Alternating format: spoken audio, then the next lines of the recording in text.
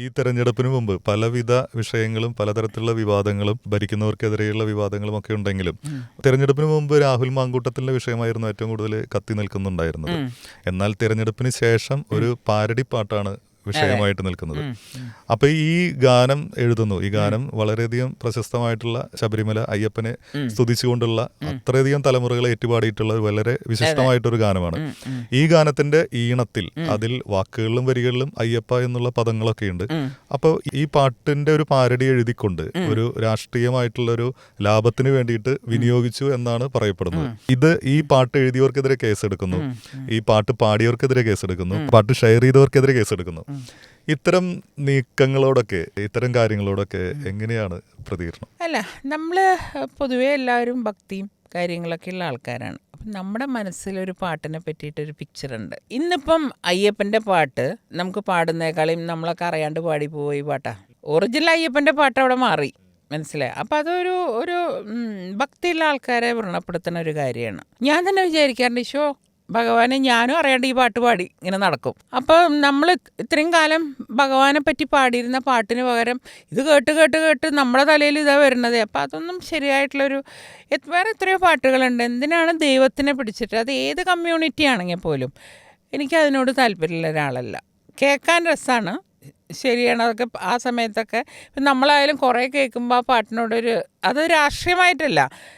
അപ്പം ഞാൻ എന്നിട്ട് എൻ്റെ വീട്ടിൽ പറയും ചെയ്തു, ഭഗവാനെ ശരിക്കുള്ള വാക്ക് മറന്നുപോയി. അപ്പം അതൊരു സുഖമില്ല കേൾക്കുമ്പോൾ. എന്തൊക്കെ പറഞ്ഞാലും ഒരു പ്രത്യേകിച്ച് ഇപ്പം മണ്ഡലകാലം ഇങ്ങനെയുള്ള സമയത്തൊക്കെ ശരിക്കും ഭക്തി പാട്ട് പാടുന്ന ആൾക്കാർക്ക് ഇതേ വായിൽ വരുള്ളൂ. അതെ, അപ്പൊ അതൊരു നല്ല കീഴ്വഴക്കല്ല. ഈ പാട്ട് പിന്നീട് നമ്മുടെ UDF തന്നെ MP-മാരൊക്കെ അത് പാർലമെന്റിന്റെ മുമ്പിൽ അതൊക്കെ വളരെ ചീപ്പായി പോയെന്ന് എനിക്ക് തോന്നിയത്.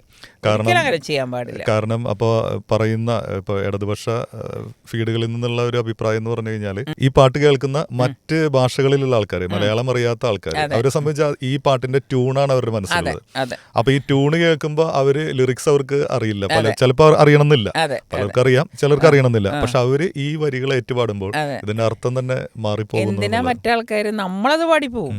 കാരണം ഈ നമ്മൾ ഇത് തുറന്നു കഴിഞ്ഞാൽ ഇൻസ്റ്റാഗ്രാമും ഫേസ്ബുക്കൊക്കെ തുറന്ന് ഈ പാട്ടല്ലേ കേൾക്കണത്. അപ്പം നമ്മുടെ മനസ്സിൻ്റെ ഉള്ളിൽ പോലും നമ്മൾ ഇത്രയും ഭക്തിയൊക്കെയല്ല, ഞാനൊക്കെ നല്ലൊരു ഭക്തിയുള്ള കുടുംബത്തിനാണ് വരുന്നത്, പക്ഷെ നമുക്ക് പോലും ആ ഒറിജിനൽ പാട്ട് മറന്നു പോവും ഇങ്ങനെയൊക്കെ വരുമ്പോൾ. അപ്പം കാരണം ദൈവങ്ങളെ കൂട്ടുപിടിക്കാതിരിക്കുക എന്നല്ല ഇങ്ങനത്തെ കാര്യങ്ങൾക്ക്. വേറെ എത്രയോ തമാശയുള്ള പാട്ടുകളുണ്ട്. അതൊക്കെ നമുക്ക് രാഷ്ട്രീയ പാർട്ടികൾ തമ്മിൽ അങ്ങോട്ടും ഇങ്ങോട്ടും നല്ലോണം സിനിമാ പാട്ടൊക്കെ പറഞ്ഞാൽ അങ്ങോട്ടും ഇങ്ങോട്ടും കളിയാക്കുക, അതിലൊന്നും തെറ്റില്ല.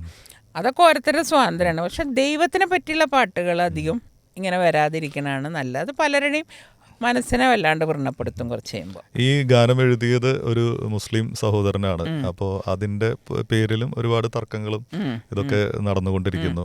അപ്പൊ സ്വന്തം മതത്തിലെ, സ്വന്തം വിശ്വസിക്കുന്ന പാർട്ടിയെ പറ്റിയിട്ട് ഇതുപോലെ ഒരു ഗാനം വരുമ്പോൾ അദ്ദേഹത്തിന് അവരുടെ മതത്തിനോ വിശ്വാസത്തിനോ അത് ഉൾക്കൊള്ളാൻ പറ്റുമോ എന്നുള്ള ചോദ്യങ്ങളും വരുന്നുണ്ട്. അതിൽ വർഗീയത കണ്ട കാര്യമൊന്നുമില്ല. കാരണം ഇപ്പം നമ്മൾ ഇങ്ങനത്തെ ഒരു പാട്ട് എഴുതാൻ പല ആൾക്കാരെ ഏൽപ്പിക്കാറുണ്ട്.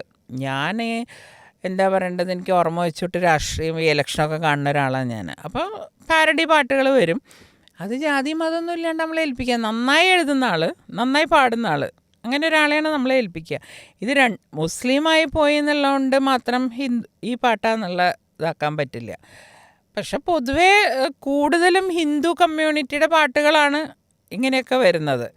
എന്നാൽ ചിലപ്പോൾ ക്രിസ്ത്യൻ ഇതും വരുന്നുണ്ട്. പക്ഷെ മുസ്ലിം പാട്ടുകൾ പൊതുവെ കുറവല്ലേ അവരുടെ ഒരു ഇത്. അപ്പം ഭയങ്കര ഫേമസ് ആയിട്ടുള്ളത് പൊതുവേ ഹിന്ദു ഭക്തി ഗാനങ്ങളാണ്. അപ്പോഴാണ് അതുമ്മ കയറി പിടിക്കുന്നത്. അതങ്ങനെ കണ്ടാൽ മതി, പക്ഷെ അതൊരിക്കലും അങ്ങനെ ചെയ്യരുത്. എത്രയോ തമാശ പാട്ടുകളുണ്ട് മലയാളത്തിലും ഇതിലെ. അപ്പോൾ ഏതെങ്കിലും ഒന്ന് എടുക്കാം. എന്തിനാ വെറുതെ നമ്മൾ ബാക്കിയുള്ളവരുടെ മനസ്സിനെ ഹേർട്ട് ചെയ്യാൻ പോണത്? വെറുതെ ചൊറിഞ്ഞ് ഇതാക്കണ്ടെന്നുള്ളതാണ് എൻ്റെ അഭിപ്രായം.